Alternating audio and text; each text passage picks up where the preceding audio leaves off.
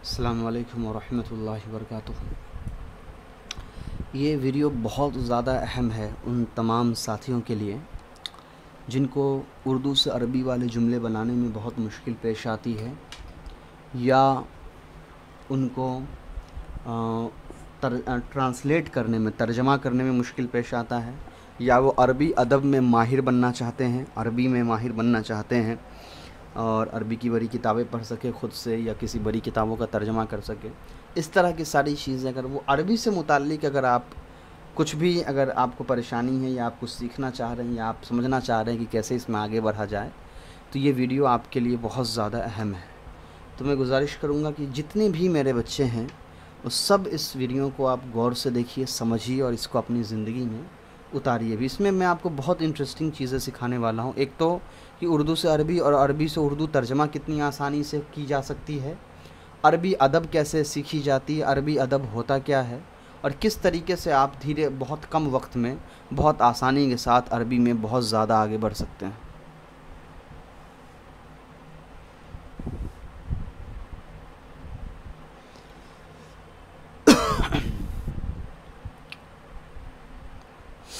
चलिए, आपके सामने कसस का ये पहला चैप्टर है।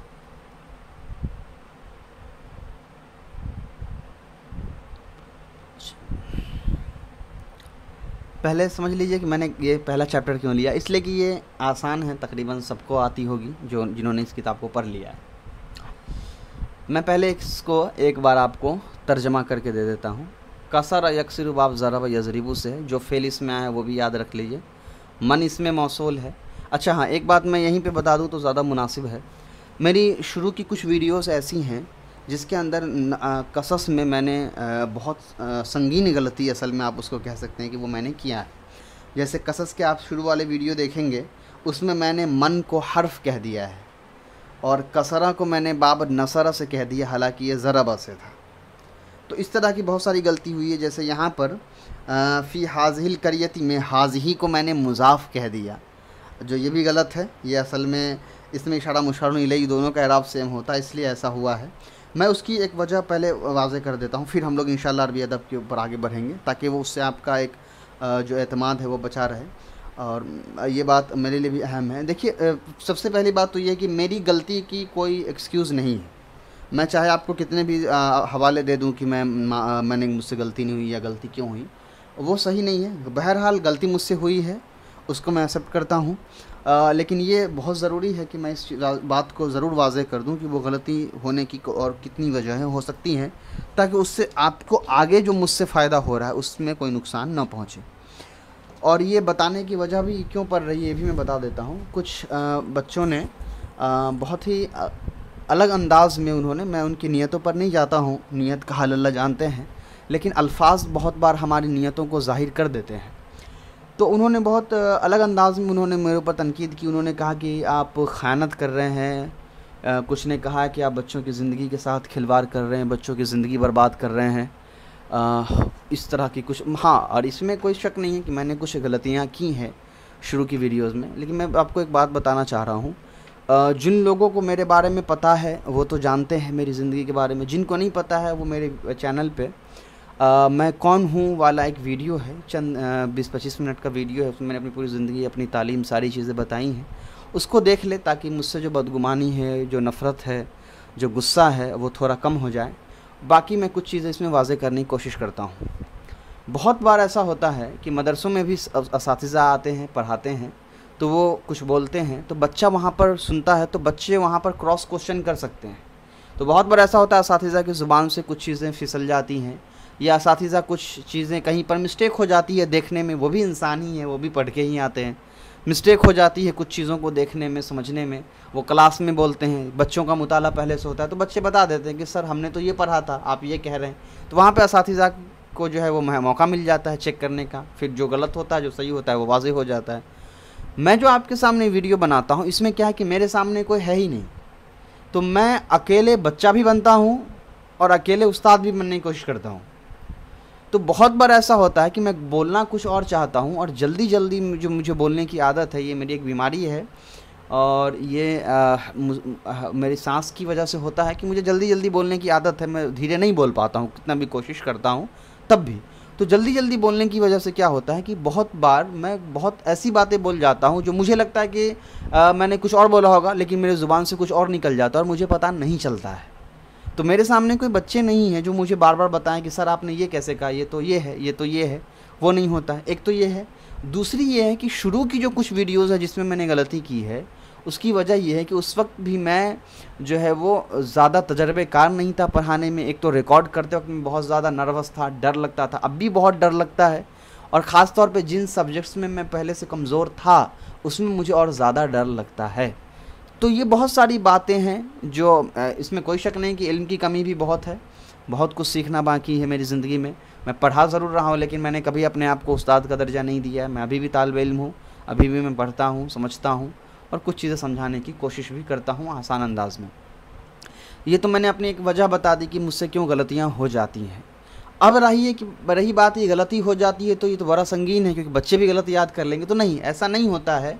इसलिए कि जब भी मुझे मौका मिलता है तो मैं पुराने वीडियोज़ को रिपीट करता हूँ, सुनता हूँ, और जहाँ जहाँ मुझे अपनी वीडियोज़ में गलती नज़र आती है मैं बच्चों को मैसेज करके या उस कमेंट में, या कमेंट यानी यूट्यूब का कमेंट नहीं, जो बच्चे मुझसे मदरसे में पढ़ते हैं एडमिशन लेके, उनकी बात मैं कर रहा हूँ, उनको पर्सनली मैसेज करके या उनको जो सर्वर से जो वीडियोज़ जाते हैं वहाँ मैं उनको उनके लिए एक नोट छोड़ देता हूँ कि फ़लाँ वीडियो के फ़लाँ नंबर में इतने मिनट पर ये गलती है, इसको करेक्ट कर लीजिए। तो उनको मैं वो सारे करेक्शन बता देता हूँ। लेकिन यूट्यूब पर मैं चूँकि दोबारा तो वीडियो एडिट करके नहीं डाल सकता हूँ, तो यहाँ यूट्यूब पर वो गलती ही रह जाती है। उसकी वजह से क्या होता है कि बहुत सारे हजरात जो हैं वो मैसेज करने लगते हैं कि आप बच्चों की ज़िंदगी बर्बाद कर रहे हैं, खिलवाड़ कर रहे हैं, आप ख़यानत कर रहे हैं, कि बहुत सारे गलत अल्फाज इस्तेमाल किए जाते हैं। अभी हाल फ़िलहाल में एक साहब ने कल ही उन्होंने सुबह एक कमेंट किया कसस वाले, ये जो मन कसर अल-असनाम वाली वीडियो है कि आप ख़यानत कर रहे हैं पूरी तवज्जो के साथ। तनकीद, देखिए तनकीद बहुत अच्छी चीज़ है, मैंने हमेशा कहा है। और एक चीज़ आप भी हमेशा याद रखें कि कोई भी आदमी आपकी गलती को बताता हो और आपको अपनी गलती सुनने के बाद बुरा लगता हो और गलती बताने वाले पर गुस्सा आता हो, इसका मतलब है कि आप तकब्बुर के शिकार हैं, आप तकब्बुर के मरीज़ हैं, आपके अंदर किब्र आ चुका है। आप ये नहीं मानते हैं कि मैं कभी गलती कर सकता हूँ। ये बहुत ख़तरनाक बीमारी है। तो उन साहब ने मुझे कहा तो मुझे बुरा नहीं लगा, इसलिए कि उन्होंने जैसे मुझे वो बात कही तो मैंने उनके कमेंट को और पिन कर दिया। पिन करने का मतलब है कि मैंने उनके कमेंट को सबसे ऊपर रख दिया, ताकि जो बच्चे उस वीडियो को देखें उनको फ़ौरन वो कमेंट नज़र आ जाए और उसमें जो गलतियाँ मैंने वीडियो में की है वो वाज़ेह हो जाए। जब भी कोई तालिब इल्म, कोई उस्ताद मेरी गलती को यहाँ दिखाते हैं यूट्यूब पे कि आपने फ़लाँ वीडियो में ये गलती की है, मैं मुमकिन हद तक ये कोशिश करता हूँ कि उनके कमेंट्स को मैं सबसे ऊपर रख दूँ, ताकि दूसरे बच्चे जो पढ़ने आ रहे हैं वो कमेंट भी पढ़ें और समझ जाए कि अच्छा यहाँ पर उस्ताद साहब ने गलती की है। ये मैं कोशिश करता हूँ। लेकिन मैं अपने तमाम बच्चों के लिए एक बात कहना चाह रहा हूँ कि ज़िंदगी में कभी भी आपको किसी पर तनकीद करना हो, तनकीद करने में या उनकी गलती बताने में इस चीज़ का हमेशा ख्याल रखना चाहिए कि उनका दिल का जज्बात न टूटे, उनकी हिम्मत न टूट जाए, उनको ज़ाती तौर पर तकलीफ़ ना हो। अगर आप डायरेक्टली इस तरह के अल्फाज इस्तेमाल करेंगे, ख़यानत कर रहे हैं, आप बच्चों की ज़िंदगी के साथ खिलवाड़ कर रहे हैं, उससे बहुत ज़्यादा सदमा पहुँचता है और इससे हिम्मत टूट जाती है, फिर काम करने की हिम्मत नहीं जुटा पाता है इंसान। तो मुझे इस चीज़ पे बिल्कुल तकलीफ़ नहीं है कि आप मुझे क्या कहते हैं। मेरे बड़ों ने हमेशा मुझे सिखाया है कि अपनी तारीफ़ से ज़्यादा अपने पर तनकीदें करने वालों पर नज़र रखो, क्योंकि उनकी तनकीदें हमेशा नफ़रत की वजह से नहीं होती है, बहुत बार तुम्हारी गलतियों की वजह से होती है। तो मैं हमेशा उस चीज़ की कोशिश करता हूँ और मैं तो एतराफ़ भी करता हूँ, और उसी एतराफ़ के नतीजे में मैं उनके कमेंट को सबसे ऊपर रखता हूँ ताकि सब देख ले। लेकिन फिर भी बहरहाल मैं इंसान हूँ, मुझे इंसान समझकर ही पढ़े। मेरी 1-2 गलतियों की वजह से या चले 10 गलतियों की वजह से मेरे 90% काम को बर्बाद ना करे, उनको ज़ाय ना करे।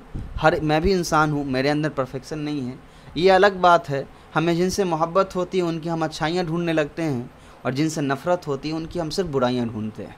तो यही चीज़ें अभी सब कर रहे हैं।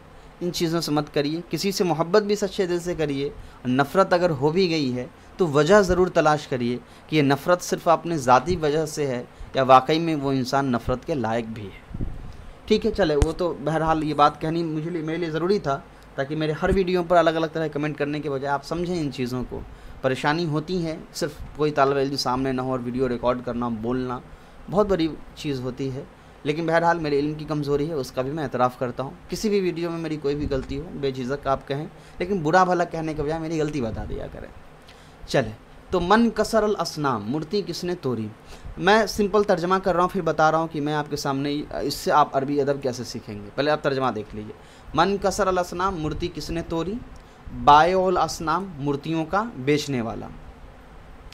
कबला यामिन कसीरतिन कसीरतिन जिद्दा, बहुत दिन पहले की बात है। काना फ़ी क़रयतिन, एक गांव में। रजुलुन मशहूरुन जिद्दा, बहुत मशहूर आदमी रहता था। काना इस्मु हाज़र रजुली आज़रा, और उस आदमी का नाम आज़र था। काना आज़रु यबीउल असनाम, आज़र मूर्तियाँ बेचा करता था। व काना फ़ी हाज़िहिल क़रयति बैतुन कबीरुन जिद्दा, और उस गाँव के अंदर इस गाँव के अंदर एक बहुत बड़ा घर था। काना फ़ी हाज़ल बैती असनामुन असनामुन कसीरतुन जिद्दा, और इस घर के अंदर बहुत सी मूर्तियाँ रखी हुई थी। काना नासु यसजुदून लि हाज़िहिल असनाम, और लोग इन मूर्तियों की पूजा किया सजदा किया करते थे। व काना आज़रु यसजुदु लि हाज़िहिल असनाम, और आज़र इन मूर्तियों को सजदा किया करता था। व काना आज़रु यअबुदु हाज़िहिल असनाम, और आज़र इन मूर्तियों की इबादत किया करता था। तो यहाँ तक आपका आज़र का एक स्टोरी हो गया। अब इस स्टोरी अब अरबी अदब शुरू हो रहा है। देखिए कैसे अरबी अदब के बहुत सारे अलग अलग उसूल हैं, तो ऐसा ना हो कि फिर आप तनकीद कर देगी इसको अरबी अदब थोड़ी ना कहते। मैं आपको एक सिर्फ तरीका बता रहा हूँ तर्जमा सीखने, अपनी अरबी को मजबूत करने का। ये अरबी अदब का एक हिस्सा है। चलिए समझिए, पहले इस कहानी को समझ लीजिए। इस कहानी क्या है। मूर्ति किसने तोड़ी, मूर्तियों का बेचने वाला, बहुत दिन पहले की। आप इस कहानी के एक थीम में समझिए। आप समझिए कि आप छोटे से बच्चे को कहानी सुना रहे हैं कि देखो बहुत दिन पहले की बात है। एक आदमी था जिस गांव में, उसका नाम आज़र था। आज़र जो था वो मूर्ति बेचता था, और उस गांव में एक घर भी था जिसमें बहुत सारी मूर्तियां थीं, और लोग उन मूर्तियों को सजदा करते थे। आज़र भी है उन मूर्तियों को सजदा करता था और उसकी इबादत करता था। इतनी बात आपने पढ़ लिया। अब आप आगे आइए, देखिए क्या होगा।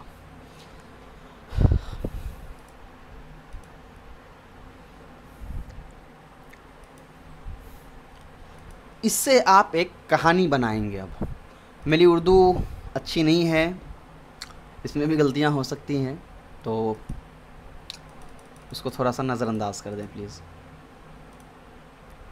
चलिए, सबसे पहले होगा क्या बना सकते हैं। मन कसरल असनाम, मूर्तियाँ किसने तोड़ी। तो हम इससे बना सकते हैं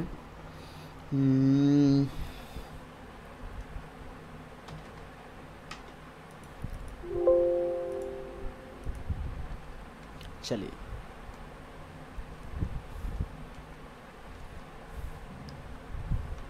गुड़िया किसने तोड़ी हो गया।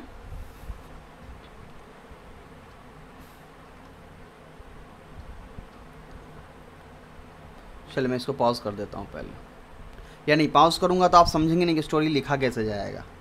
तो देख ले, थोड़ा सा मेरे ख़राब उर्दू को थोड़ा सा झेल ले। एक गांव में एक छोटी सी लड़की रहती थी। छोटी सी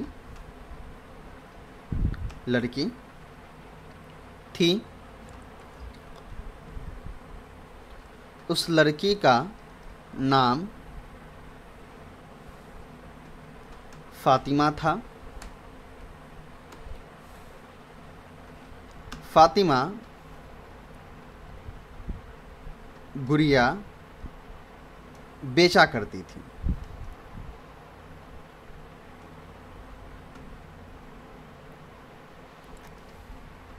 बेचा करती थी।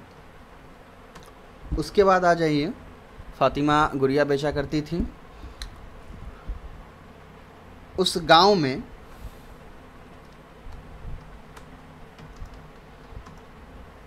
एक बाज़ार था। उस गांव में एक बाज़ार था।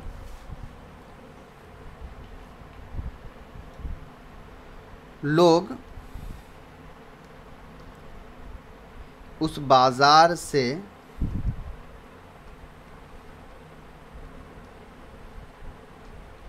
गुड़िया खरीदते थे।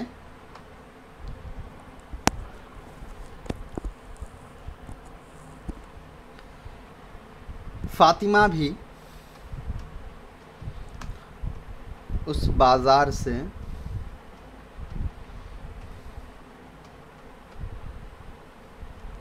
गुड़िया खरीदती थी। बस इतना ही बनाइए। और भी आप बहुत सारे लंबी स्टोरी बना सकते हैं, इतना ही। सबसे पहला उन्वान है गुड़िया किसने तोड़ी। अब इसको बनाने के लिए आप क्या करेंगे, गुड़िया किसने तोड़ी, यहाँ है मूर्ति किसने तोड़ी, तो सिर्फ क्या बदला है, मूर्ति की जगह मैंने गुड़िया का इस्तेमाल किया है, तो बाकी सारा अल्फाज सेम होगा।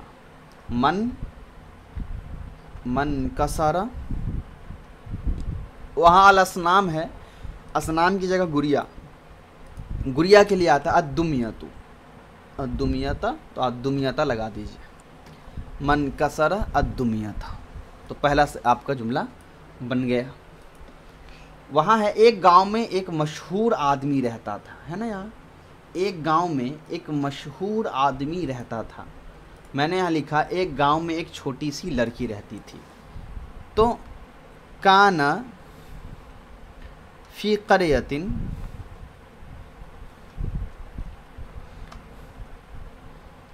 बिंतुन सगीरतुन जिद्दा।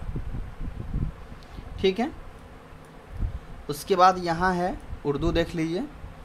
उस लड़की का नाम फातिमा था, और यहाँ क्या है, इस आदमी का नाम आज़र था। चलिए देख लीजिए।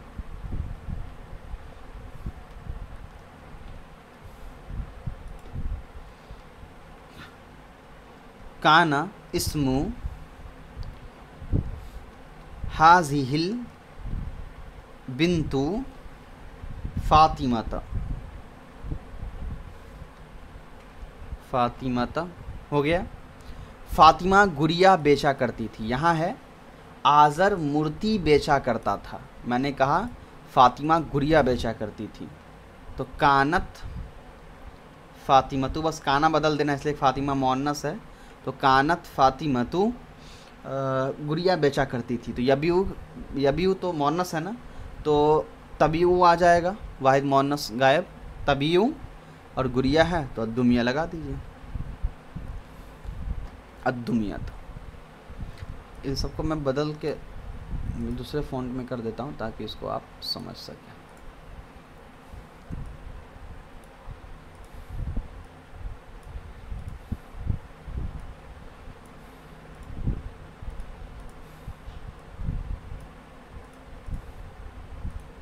चलिए,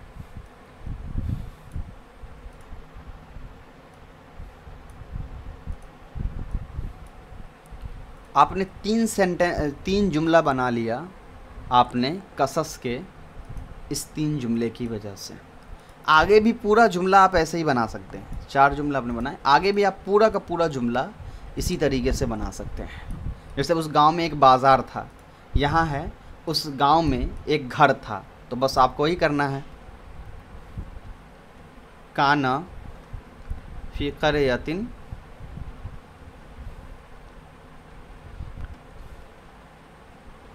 काना फी क़रयतिन सूकुन, गांव में एक बाज़ार था।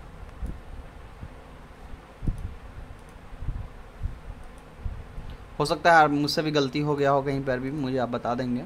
लोग उस बाज़ार से गुड़िया खरीदते थे। यहाँ क्या है, लोग उस मूर्तियों को सजदा करते थे, और मैंने लिखा लोग उस बाज़ार से गुड़िया खरीदते थे। तो कानन नासु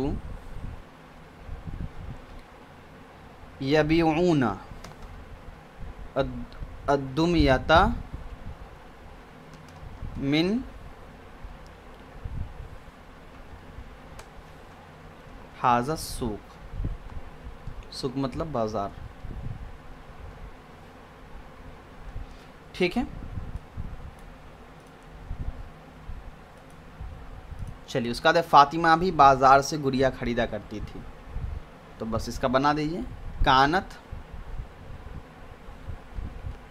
फातिमतु,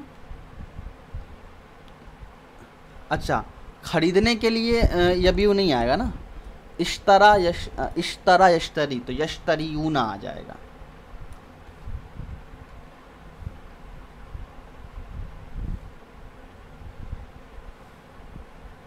यश्तरियूना, तो यहाँ पर भी तश्तरी आएगा, तश्तरी। कानत फ़ातिमा तो तश्तरी इस बाज़ार से, मिन हाज़ा सूक।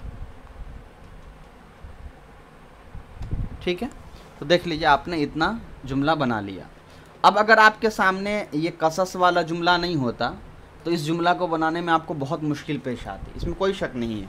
लेकिन आपके पास कसस वाला जुमला था, इसलिए बड़ी आसानी से आपने थोड़ा सा हेर फेर करके बहुत सारे जुमले आपने इसके बना लिए। तो इसी तरीके से आप प्रैक्टिस करते जाएंगे हर किताब से, तो धीरे धीरे आपकी जो अरबी है वो मज़बूत होती चली जाएगी। अस्सलामु अलैकुम व रहमतुल्लाहि व बरकातहू।